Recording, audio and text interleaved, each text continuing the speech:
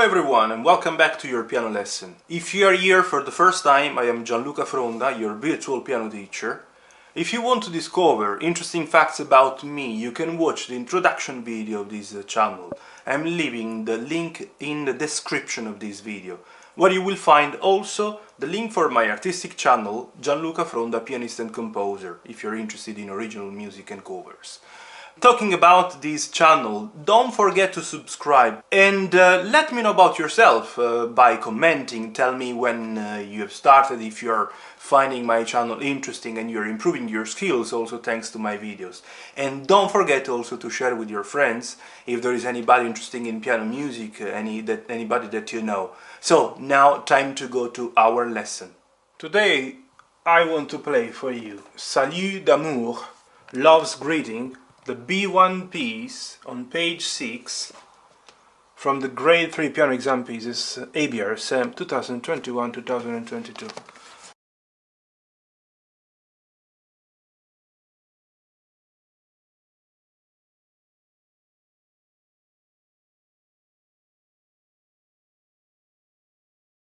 The composer is Edward Elgar, quite famous composer.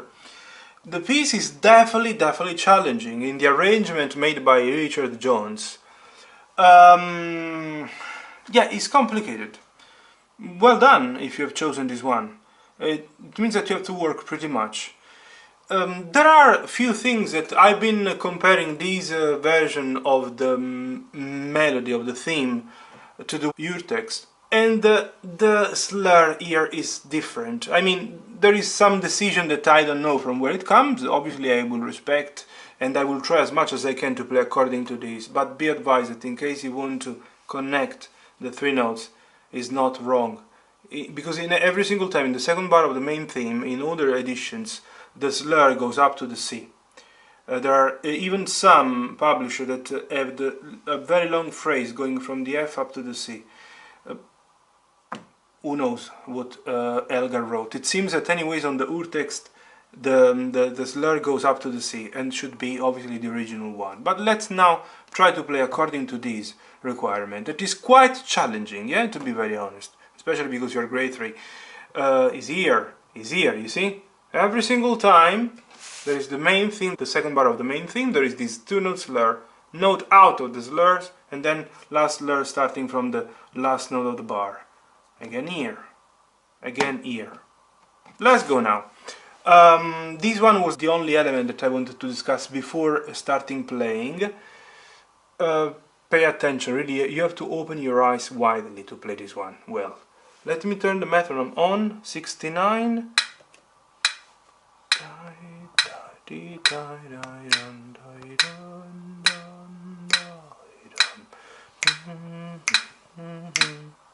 Let's see.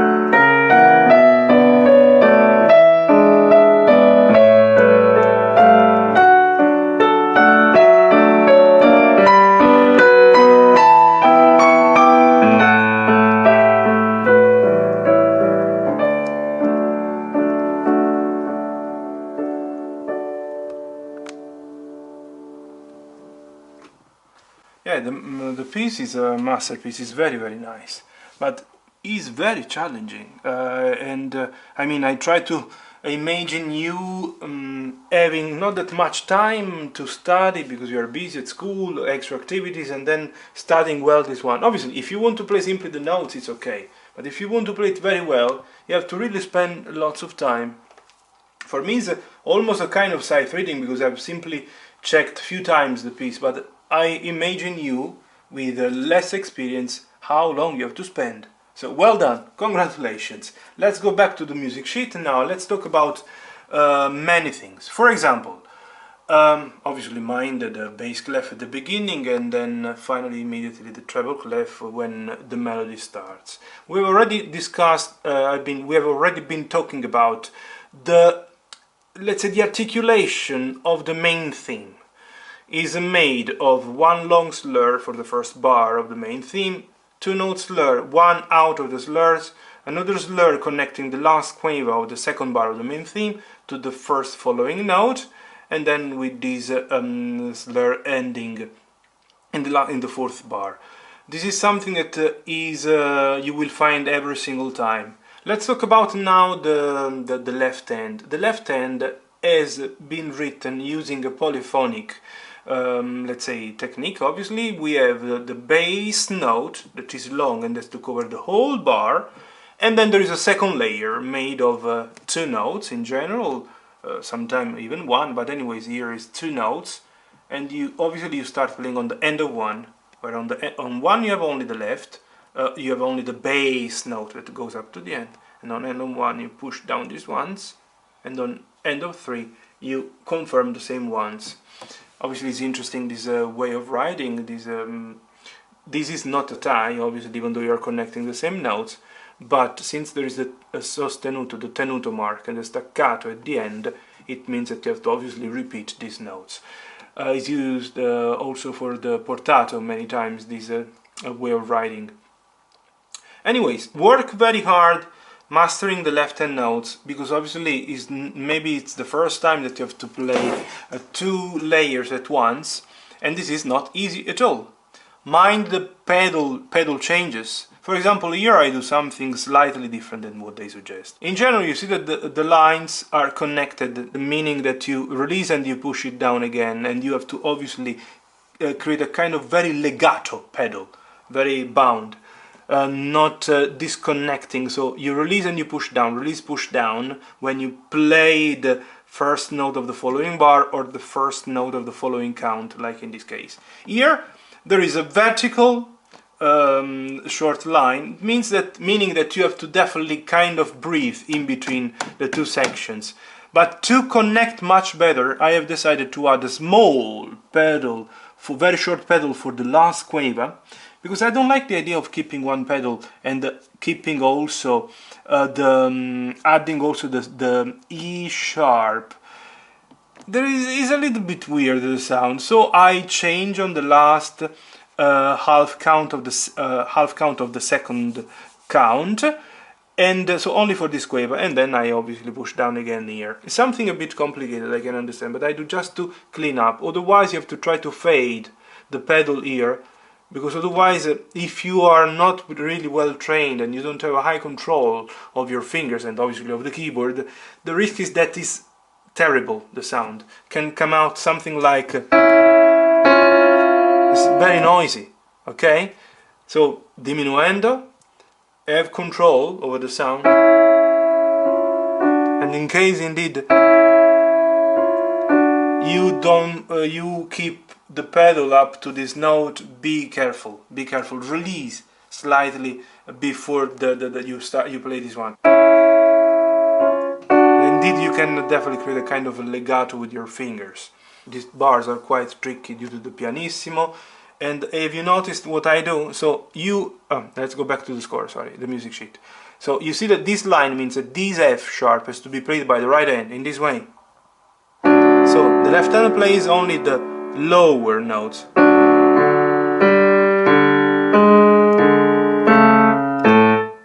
This is the way it should be played, this bar.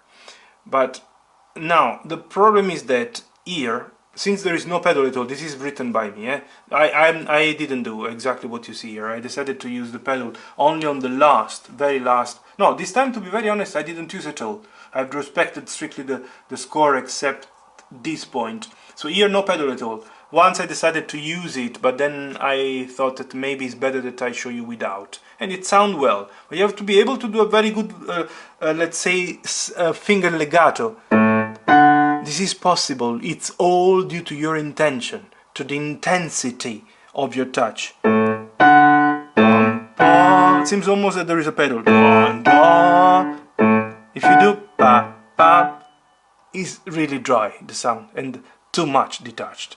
But dun, dun, in this way is definitely separated. You split the last quaver of the previous bar and the first count of the following one, but then you create anyways a kind of continuity in the sound.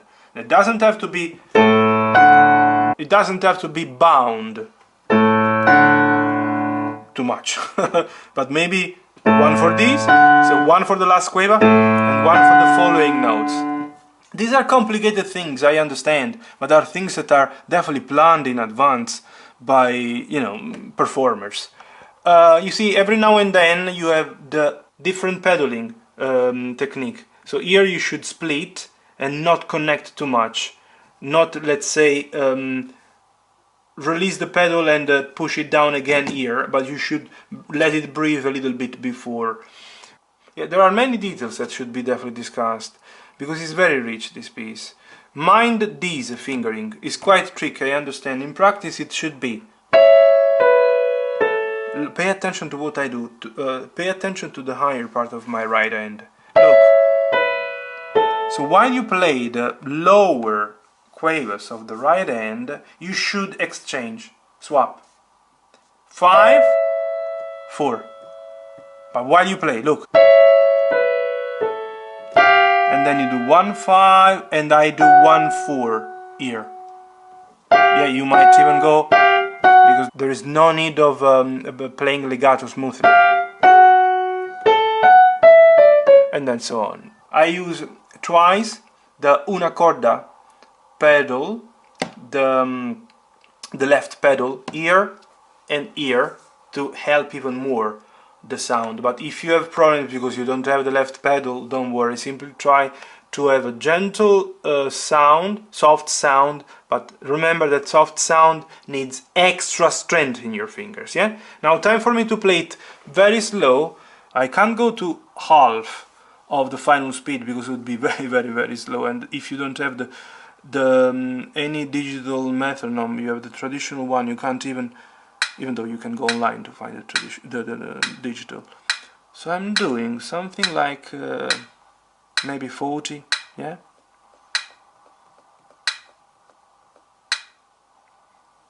It would be tricky playing it so slow. Anyways, let's try. I will keep the metronome on, yeah? Now it's only to show you the notes, the actions, the fingering. I might have changed some fingering in the performance at the official speed. Now I will try as much as I can to respect the fingering. But check especially the notes.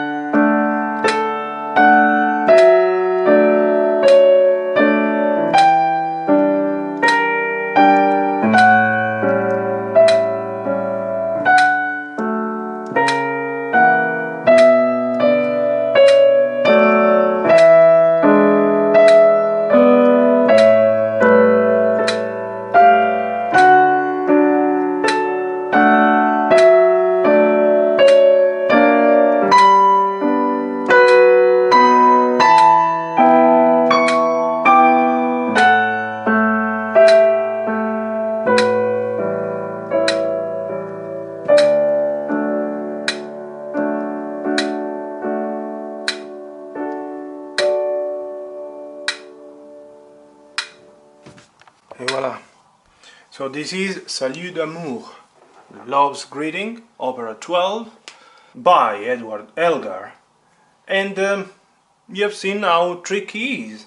Really, if you study, spending lots of time will be very easy, because it's nothing. There's much more. There are pieces that are thousands of times much more complicated than this, but I simply try to put myself into your shoes, to imagine the lack of time you have and the amount of work that you have to definitely make in order to play it very well. Okay, anyways, try to pay attention to all the details, try to add as much as you can, and good luck for the exam and for your practice.